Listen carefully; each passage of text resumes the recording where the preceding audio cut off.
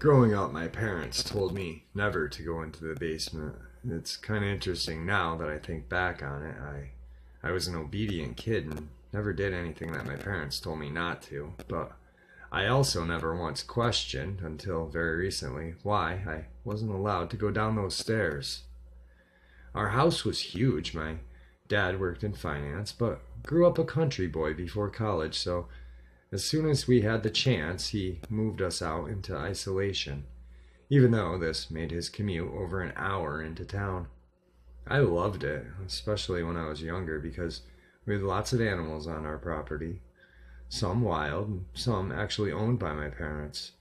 My mom would stay home and take care of the chickens and geese while I watched and played with them. My mom would always tell me not to get too close with the animals because we would sell some from time to time, and she didn't want my feelings to get hurt. I did my best to follow her instructions, but I have to admit there were definitely some animals I missed when they got sold off. I spent many evenings after a long bus ride home from school sitting out back with the animals, watching the sun go down over a wide open field. It was more peaceful than words could describe. But of anywhere in the acres and acres of property, the only place I wasn't allowed to be was that basement. I once tried to walk down with my mom when she went downstairs to do laundry. I offered to hold the basket of dirty clothes for her as she went down the steps, thinking that she would definitely appreciate the help, but I was terribly wrong. As soon as my foot hit the top step behind her, and before I could even squeak out my offer to assist her, she turned around and pushed me back using the laundry basket. Not a hard push, but enough of one to force me back through the door and into the kitchen. "What have I told you?" she said to me. "What have I said about coming down here?" I apologized and hung my head, feeling like a bad kid. She could sense that and patted me on my head. "It's okay," she said. "Just don't do that again. You need to stay up here. Why don't you go and see if the chickens have laid any eggs? I forgot to go out this morning, and I would love to help." I smiled and agreed to do it, walking out towards the back of the kitchen door, towards the coop, my mom closing the basement door before I could even make it outside. The weather was terrible a few winters ago. We were pummeled by snow, and unfortunately, a lot of animals died on the farm. Don't get me wrong, we were okay and everything. Again, farming was more of a hobby than a means of income or survival. But I was pretty upset by the animals no longer being there. For some reason, my parents got jittery and seemed to be more and more out of character the longer we were forced to be in the house. We had plenty of food and our power hadn't gone out, so I couldn't figure out what it was they were freaking out over, besides being stuck and not being able to go outside. There was a knock at the door a week or two into the snowstorm, and I remembered how strange it was that we would have a visitor. We never had visitors. We were pretty far out in the sticks, and people didn't just swing by or anything, especially without letting us know first. My dad answered the door, and there was a young man lacking all color and covered head to toe with white, thick snow. He thanked my dad graciously for opening the door and explained his situation. His car had broken down about 6 or 7 miles up the road, and he didn't know where to go. He didn't have a cell phone, and he was traveling across country, so he didn't know who he would have called anyway. My father invited him in, and all of a sudden the jittery sense about my parents started to float away. They seemed more calm now that the stranger was in the house, and it was such a peculiar situation that I just had to sit back and watch. I listened to the man tell us that he didn't have any family living except a sister that he hadn't spoken to in years, and that he was on his way to Boston to a fresh start. He said that his mother had passed away only a few months prior, and pulled out a tiny gold locket on a chain. He told us that it had belonged to her, and it was the only thing left that he had of her. I smiled and nodded at him, not saying a word.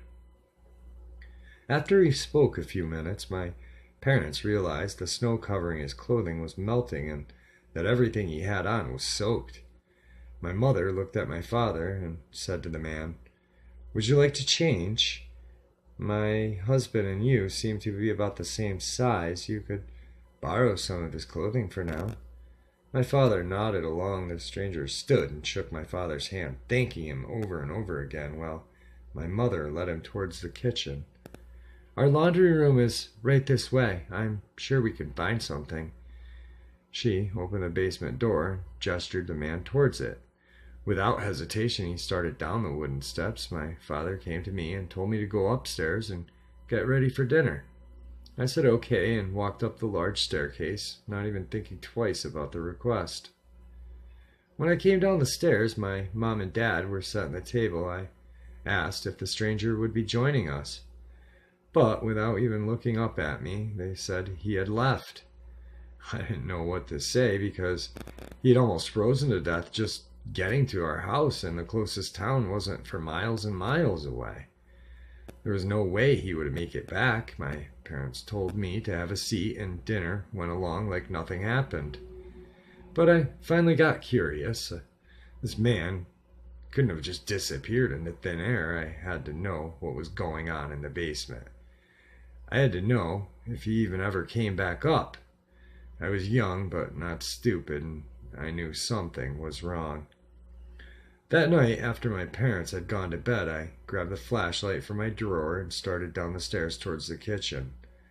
The floors creaked, so I had to really take my time, making sure I didn't wake up my parents in the process. When I finally touched the tile of the kitchen, a small wave of relief came over me, and I took a break to steady my breath, seeing as how I had to hold my breath as I moved across the hard wood. I finally reached out to the knob of the basement door, checking around me one last time, and opened the door with a creak. I placed my foot on the step, which felt much older than the stairs. The air as I headed down smelled sweet, but a foul kind of sweet. I couldn't quite put my finger on it. I came down to the concrete floor and listened as best I could. Silence, nothing. I flashed the light around to see a washer and dryer, just as I had expected, and some boxes of what I remembered to be old clothes and such, but nothing really out of the ordinary. As I turned my head to go back up the stairs, now feeling silly and actually pretty sour with myself for not listening to my parents, when something shiny caught my eye. I turned the flashlight on it and walked over to where it lay on the floor. It was the golden locket the stranger had showed us from his mother. I picked it up and leaned myself against the wall to examine it further when the wall started to move with my shifting weight. I jumped back frightened and shined my flashlight on the wall, realizing that in fact it was fake. Being a curious kid I was, still clutching the locket, I moved the wooden portion of the wall out of the way, revealing a shallow hole. What I saw in there was something that changed my life forever.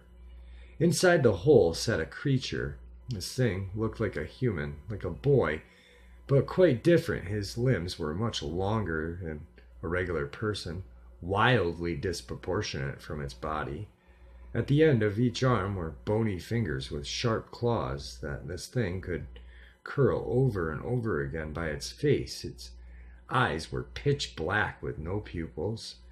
It was a hairless beast, and its ears were simply torn holes in the side of its head. The mouth stretched across its face into a large, sharp-toothed grin. It had no clothing besides a small cloth covering its lower abdomen, and around its neck was a thick chain attached to a concrete wall. It stared at me, smearing what looked like blood across its wrinkled face, smiling. My foot hit something, and I looked down briefly, trying not to take my eyes off this beast or creature or whatever it was. It was a hand.